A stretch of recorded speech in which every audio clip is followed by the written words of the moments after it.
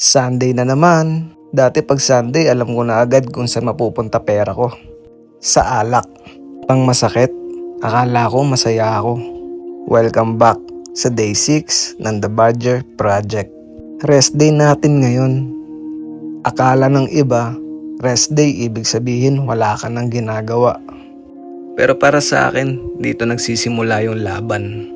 Kasi dati, tuwing Sunday, ito yung araw na nawawala lahat ng disiplina ko.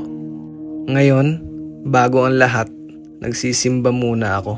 Hindi dahil magiging perfect na ako, kundi dahil gusto kong simulan ng linggo ng may tamang direksyon. Hindi lahat ng laban sa gym nangyayari. Minsan, sa sarili mo ng kaisipan. Hindi ko alam kung kailan ako magiging proud sa katawan ko. Pero unti-unti, nagiging proud na ako sa mga desisyon ko. At para sa akin, mas malaking panalo yun. Kasi dati pagkatapos uminom, kung ano-ano na lang ang kinakain ko. Ngayon, iniisip ko na kung ano ang kailangan ng katawan ko. At kung bago ka pa lang dito, mas maganda kung sasabayan mo ko. Together, let's trust the project.